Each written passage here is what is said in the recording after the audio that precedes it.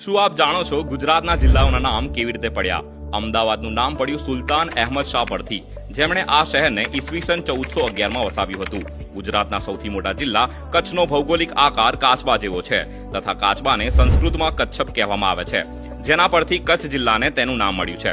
બનાસકાંઠાનું નામ બનાસ નદી પરથી, જ્યારે અણહિલપુર પાટણ અણહિલ ભરવાડના નામ પરથી રખાયું છે.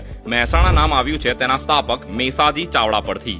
સાબરકાંઠા સાબર નદી પરથી, અરવલ્લી પહાડીઓ પર અરવલ્લી, ગાંધીનગર મહાત્મા ગાંધીના નામ પરથી, મહીસાગર મહી નદીના નામ પરથી આવ્યું છે. દાહોદ નામ દધીચી રૂચી પર પડ્યું છે, જેમનો આશ્રમ દૂધમતી નદીના કિનારે હતો.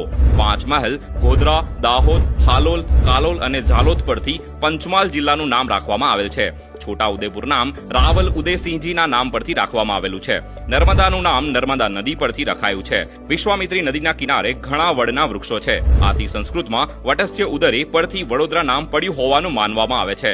મહર્ષિ ભૃગુના નામ પરથી ભરૂચ, તાપી નદી પરથી બન્યો તાપી જિલ્લો, સુરેન્દ્રસિંહજીના નામ પરથી બન્યું સુરેન્દ્રનગર, ભાવસિંહજી ગોહિલના નામ પરથી બન્યું ભાવનગર, ઠાકોર સાહેબ વિભાજીના મિત્ર રાજુ સંધિના નામ પરથી રાજકોટ, નવાનગરના રાજાઓ જામ સાહેબ તરીકે ઓળખાતા હતા, તેથી તેમના નામ પરથી બન્યું જામનગર. દ્વારકાધીશ મંદિર પરથી દેવભૂમિ દ્વારકા, પોરઈ દેવી પરથી પોરબંદર, જૂના કિલ્લા અર્થાત ગઢ પરથી બન્યું જૂનાગઢ, ભગવાન ચંદ્ર એટલે કે સોમ પરથી બન્યું છે ગીર સોમનાથ.